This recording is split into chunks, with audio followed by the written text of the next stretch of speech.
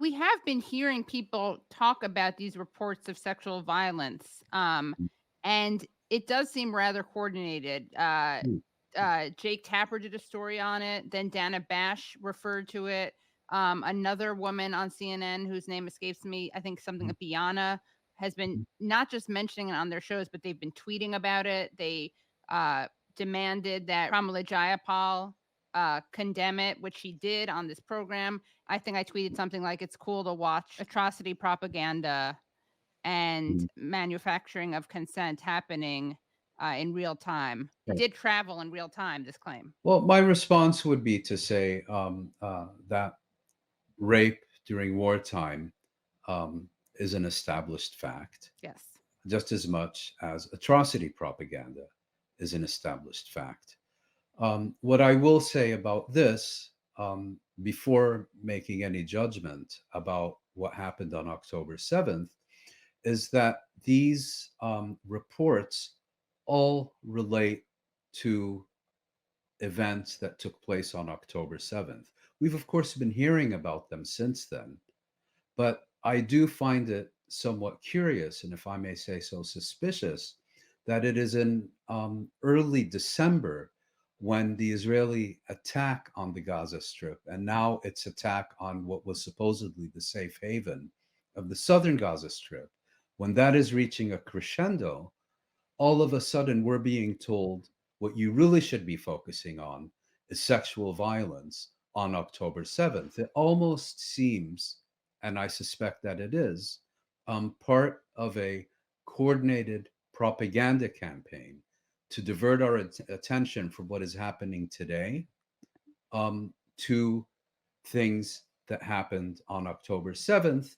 And I'm perfectly prepared to believe that terrible things did happen on October 7th. So the point I'm making is not to seek to in any way deny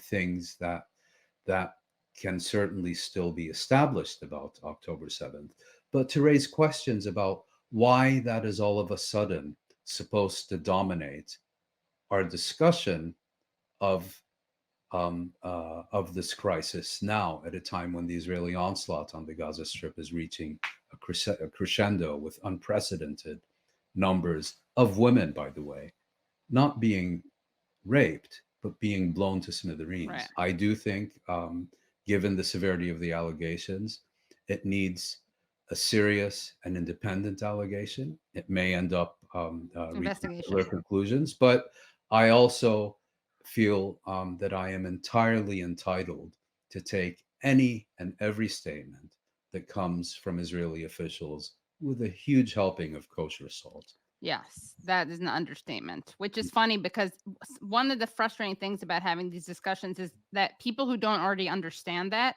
see that as irrational or as Israel hating, but it's just reality. It's just like, how many times can it be documented that they're lying before you're allowed to say, no, Israel is a very dishonest actor?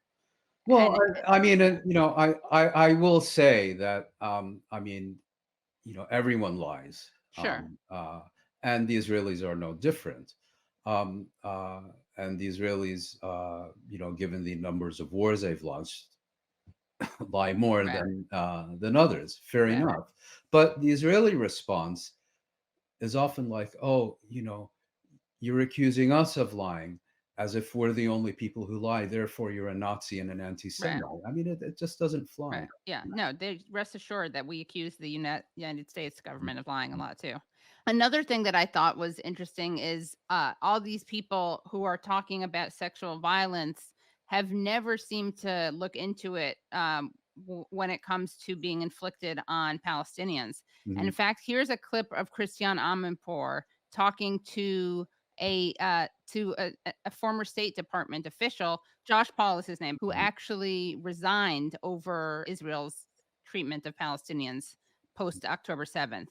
How does what happened on October 7th in Israel was barbaric? It was savage. Yes. We've heard the stories of rape and gang rape, of children being shot to death in front of their parents. We know what's happened with more than 250 people who've been taken hostage, including babies.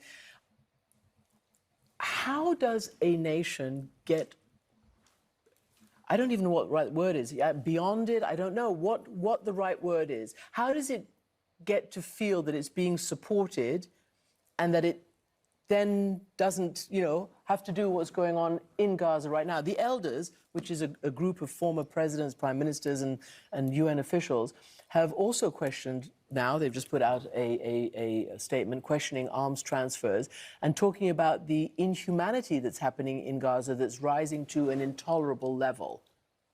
I think what happened on October 7th was an absolute atrocity, was 1,000 atrocities. I think at the same time we condemn those atrocities, we have to condemn the atrocities that happen every day to Palestinians in the West Bank. You mentioned sexual violence. I was part of the human rights vetting process for arms going to Israel, and a charity called Defense of Children International Palestine drew our attention at the State Department to the sexual assault, actually the rape of a 13-year-old boy that occurred in an Israeli prison in the Mosque Bia in Jerusalem. We examined these allegations. We believe they were credible. We put them to the government of Israel. And you know what happened the next day? The IDF went into the DCIP offices and removed all their computers and declared them a terrorist entity. I think it is vital that atrocities not happen to anyone, not sexual violations, not any kind of gross violation of human rights.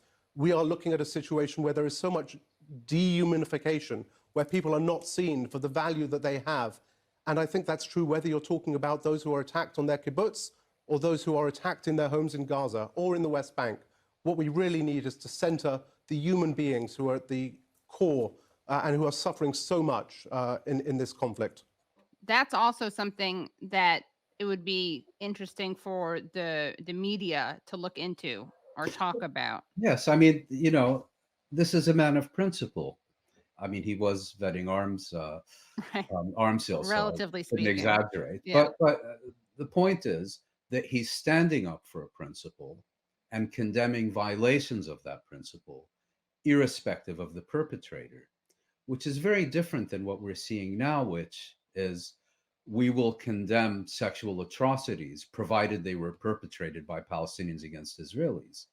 And there tends to be this view that Israelis are somehow immune to the perpetration of sexual violence. Well, in May of 1988, to commemorate the 40th anniversary of Israel's establishment, The Nation ran an article by a prominent Israeli journalist and commentator named Amos Kenan. And he was relating his experiences from the 1948 war. And at one point says, at night, those of us, and I'm quoting him verbatim, at night, those of us who couldn't restrain themselves would go into prisons to fuck Arab women, pardon my French, but I'm quoting him verbatim, into Israeli prisons. There was a recent scandal in Germany of a Palestinian woman who was supposed to receive a literary prize for a book of for a novel she had written that was then withdrawn, essentially because she was Palestinian. And it was a novel. I forgive me for not remembering the name of either the author or the book, but it was based on a true story, which has also been, by the way, reported in the Israeli press, of a girl from a Bedouin family in 1948 who was kept as a sexual slave by an Israeli army unit and then summarily executed when they were done with her. Minor detail, I believe, right? Minor Yes, detail, thank yeah. you. Yes, minor detail. And so, once again, sexual violence has unfortunately been with us as a phenomenon as a crime committed during wartime for a long time.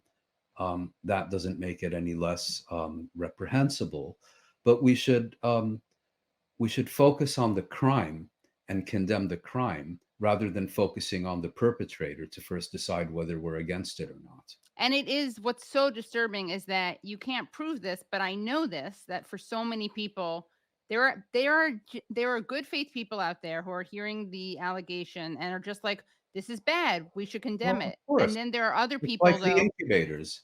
Right, right. And then there are other people who know we are, whether or not this is true, we are going to keep talking about this because we don't want it- for people to call on Israel to stop what it's doing. Yes, and Matthew Miller knew exactly how the story was going to travel. Right. So, his correction, I don't buy it.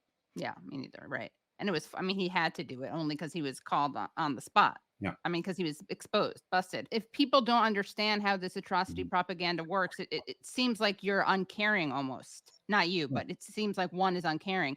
That's Yeah. not true. We just know how historically how the world works and Mhm. how things like this are used to justify war. Yes, and there are tropes here, and Right. when you play to them, and you've had the same with Jews in Europe in the past. You have certain tropes and stereotypes, and if you make sure that your propaganda against a certain group of people is embedded in those tropes, you can spread them much easier Right. Right. among an ignorant but more receptive population, Right. Arabs being sexist savages being one of those tropes. among many others. Among Yeah. others, yeah. Mohammed Shahada, who Mhm. everyone should follow on Twitter.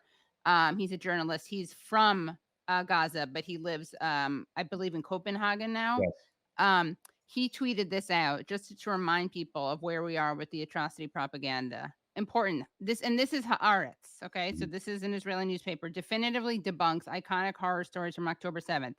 The 40 beheaded babies, the baby burned in oven, which, by the way, apparently comes from a story during the Nakba Mhm. that was committed by an Israeli soldier. But Um, Biden saw it, I'm sure. yeah, I know, right. A pregnant woman's stomach open and her fetus removed, children bound together and burned, something that Netanyahu said happened. Mhm. Pregnant hostage giving birth. However, it says only one baby was killed on October 7th. And of course, what's terrible about this is that that's awful. It's not tragic because one baby was killed on October 7th. But every time people run through these claims, they're priming people's minds, hearts and minds. That's what's so dangerous about it. Yes, and a 6-year-old Palestinian American child Was stabbed to death. was repeatedly stabbed and murdered. Right. And I'm sure in his mind was also the constant repetition by Biden, that he Yes. saw videos of infants being beheaded, Yes. Right. that That's a these really good people are example. Nazis and worse than ISIS and all the rest of it. Yes. So, yes, words have consequences. Right. And those who speak the loudest are fully aware of of the potential ramifications. Right. And the shooting of the 3 Palestinians. Yes, well, One of thank you one of for whom is now paralyzed from the parallel. chest down. Yes. Yeah. So, yeah, it's important for people to just be aware of this. When you're the president of a gun crazy nation Right. and you have 3 times as many guns as citizens, it makes sense to be a little careful in your rhetoric. But he's not, and the fact that he said it after he walked it back, and he said it again, and we also know that his staff told him the first time not to say it, but the fact that he would say it after he had walked it back, and after the young Palestinian child had been stabbed to death, and his mother was also stabbed, and she Yes, survived. yes. But the fact that he would say that again is just so um infuriating, and the fact that the media culture would let him say that again and face Mhm. no consequences. I mean, that should be a headline in itself. Yeah. Biden tells story that he already walked back, that has already been debunked. The real story and the one that matters, of course, is anti-Semitism. And yes, there has been a rise in anti-Semitism, but to treat opposition to one form of racism as a sacred mission and another as a waste of time, I think that kind of represents what the problem is here.